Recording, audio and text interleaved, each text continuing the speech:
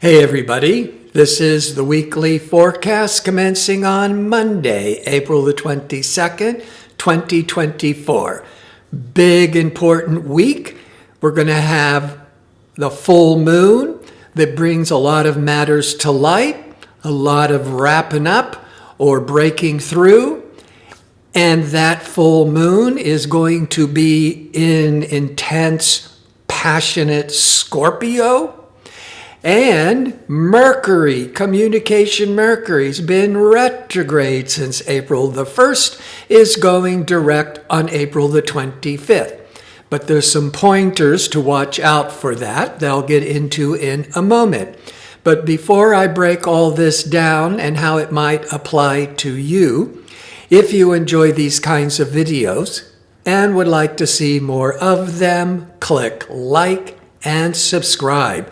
And don't forget to click on the notification bell so you can receive the latest postings.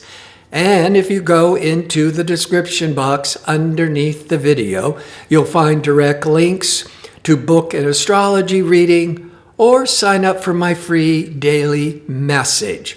All right, on Monday, April the 22nd, the work week begins with the moon in Libra. The moon has a lot to do with describing the tone of the public reactions. Libra is about harmony, peace, cooperation, being more sociable, because Libra is the sign of relationships. And the moon will be there's not much going on other than Libra is a nice peaceful energies to start the work week. But by late afternoon, 4 or 5 p.m. Pacific time, the moon will be in opposition to Venus. Opposition is a relationship dynamics. It's that opposition, that interacting with others. Now, these are two very pleasurable, enjoyable energies, but they're at cross purposes. They're in conflict with one another. So it might mean that you don't feel you're getting your emotional needs met, or you're not, you're not on the same page. But again, as I always say, this too shall pass. It's only for like an hour or two, around 4 to 5 p.m. Pacific time.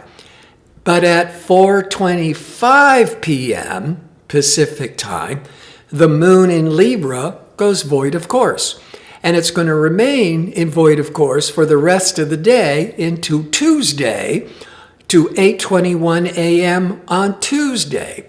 Now again, when the moon's void of course, it means it's changing signs from this Libra to Scorpio. But as it's changing signs, it's no longer aspecting other planets until it starts the cycle again in the next sign. So because it's not aspecting any planets, the energy is flat. It's unproductive. So you certainly, and Mercury's in retrograde until the 25th, so you certainly wouldn't want to be initiating any important new projects just with the moon void of course, forgetting that it intensifies that with Mercury in retrograde. But it's okay to just stay the course, stick to your routine, could be good for resting, good for reflecting. Just don't initiate any important new projects during the moon void of course. On Tuesday, the moon goes into Scorpio, where Libra is very sociable, generally speaking. Scorpio tends to be more private, more introspective, more intense. The moon, that public tone in Scorpio, begins at 8:21 a.m. Pacific time, and as during the day will be the full moon in Scorpio. A full moon brings a lot of matters to light. It's a time, could be testing relationships. It's a time of closure or breakthrough. because everything, there's that bright light of the full moon, so everything comes to light. But this full moon's in Scorpio, which is all this kind of intense energies, but it's in a hard angle to Pluto.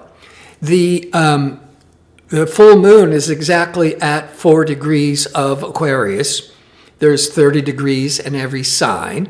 And Pluto has, as if we got to April and May, is now moved up to 2 degrees of Aquarius before it will retrograde and appear to be going backwards. Now, Pluto is the ruler of Scorpio. The full moon's in Scorpio. So there's all this Scorpio, platonic, dark, intense energies. Now, how you can utilize this energy in a more positive or more productive way is to come to the realization, that's the full moon, that certain things aren't working out. Well, it could be a relationship. It's time to let it go.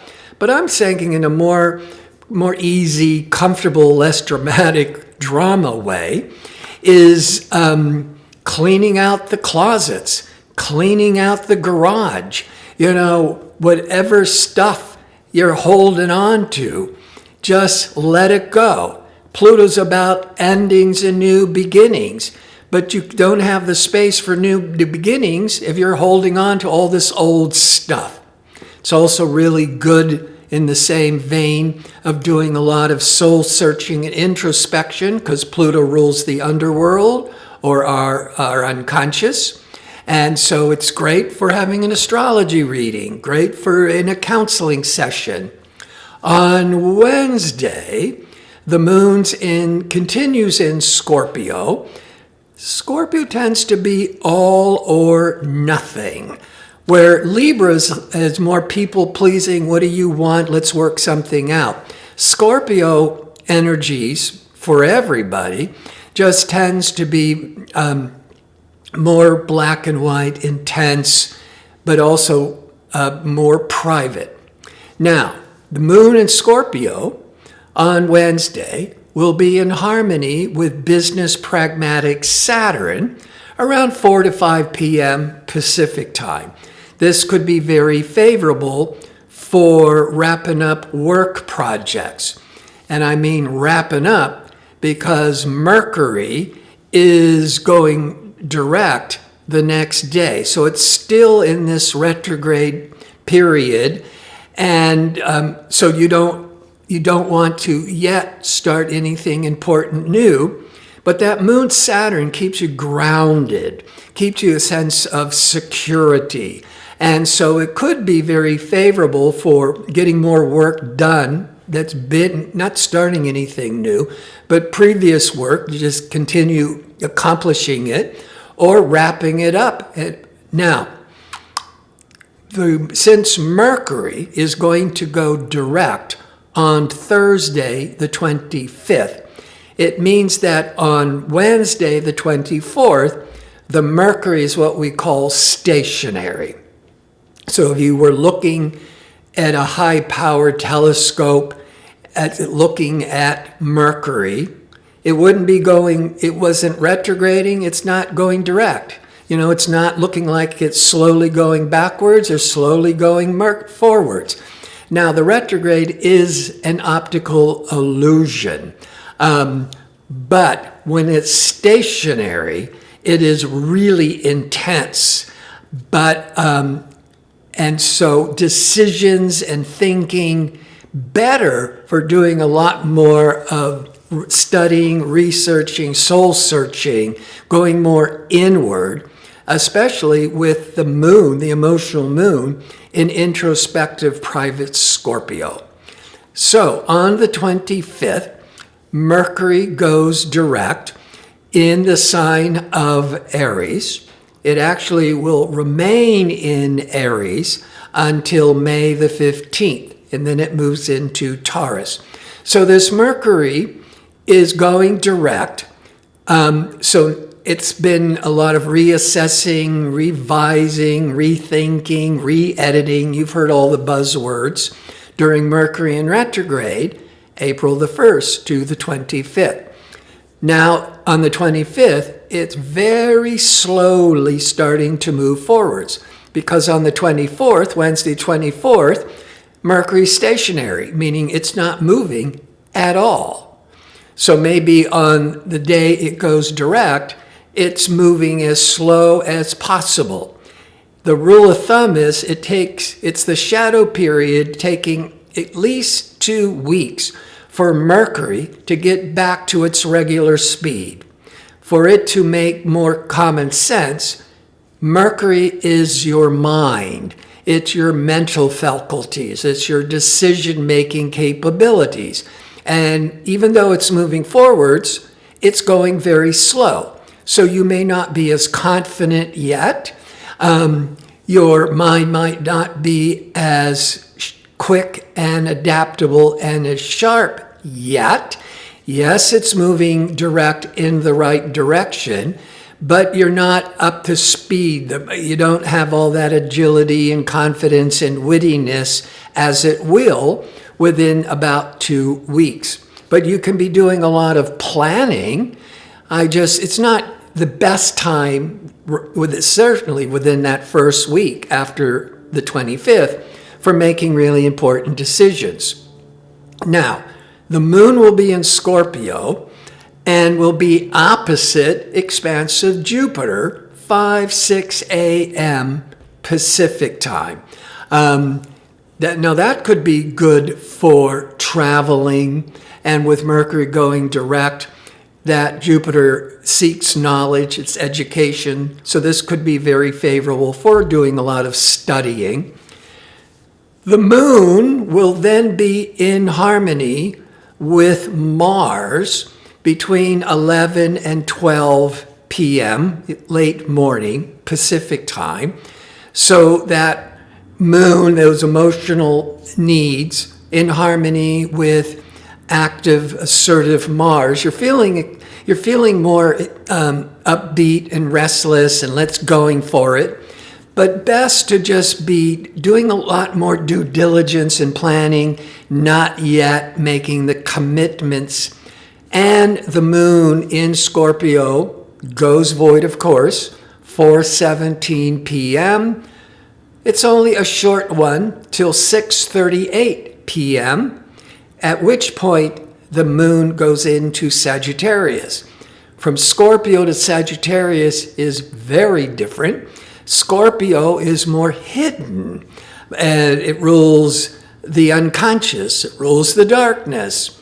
Sagittarius is very outgoing and bright and optimistic. Scorpio may be a little bit pessimistic, but the moon in Sagittarius could be a little bit overly zealous and optimistic. Now, so that's Friday evening, Pacific time, moon in Sagittarius. You could be feeling much more adventurous, outgoing.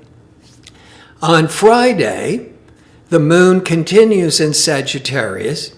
The moon goes from sign to sign every 2.5 days. But on Friday the 26th, the moon's not aspecting any other planets. There's also no other, planets aspecting other planets. So in some ways, it's kind of a calm day, and Sagittarius is more upbeat and optimistic. On Saturday, the moon is going to be triggering Mars and Venus together late evening, late Saturday evening. And for people who are still out and about, partying, etc., that Venus-Mars can be very sexy, romantic energy. And that moon in Sag is very outgoing. And so it could be very favorable late evening. Now, if you're going into the East Coast of the United States, in Europe, you may already be sound asleep unless you're up all night long with a big Saturday night party. But this late evening Pacific time could be very favorable for becoming infatuated on one end of the spectrum to just having a really good time. On Sunday, now the moon is in Capricorn. Sagittarius is really outgoing. It's a fire sign. When it goes into Capricorn, Capricorn is an earth sign. It's down to earth. We've got to get back to work. We've got our obligations. And the moon will be in harmony with the sun as by early evening Pacific time. The sun in Taurus, Taurus is an earth sign. Moon in Capricorn, Capricorn is an earth sign. Earth, earthy, sensible, practical. And when the sun and the moon are in harmony, the energy is more flowing, it's easier, it's more comfortable. But all day, Mars is aligning with Neptune. Now, there's two ends of the spectrums.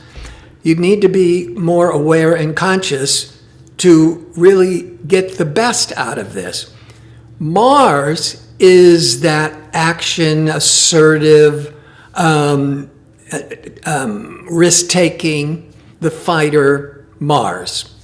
Neptune is this nebulous, kind of foggy energies.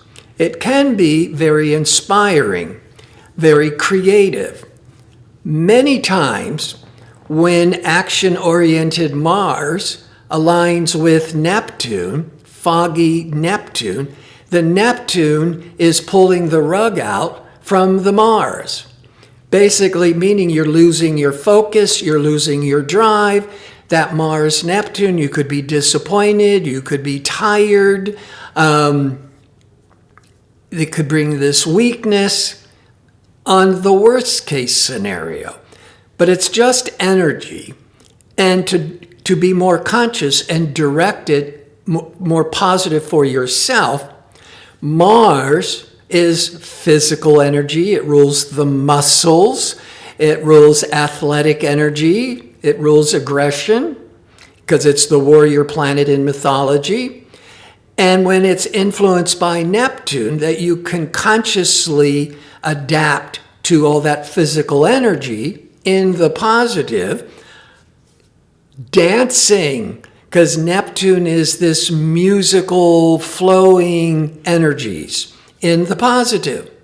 It's healing. You could be doing a lot of healing work, charity work, volunteering work on Sunday. That's the positive of Mars-Neptune. Or go dancing or swimming, because Mars is physical and Neptune is the Lord or God of the seas. Neptune has a lot to do with water. So Mars-Neptune could be water sports. Or just simply swimming and dancing, or gymnastics, or charity. So there's a lot of very positive energies that Mars-Neptune. But what happens for most people, because we're not always as aware and as conscious, is all of that drive of Mars can often feel like the rug is being pulled out from underneath you with the Neptune. You could lose your focus, and now you're just distracted, you're confused. If you even see yourself going into this, go swim, go do some yoga, go dancing, work with music, do volunteer work, and then that focus will come back. I want to thank you for watching. If you like information on how to book an astrology reading or to sign up for my 2-question offer, visit my website at gardino.co. That's .co. Until next week, be safe and well.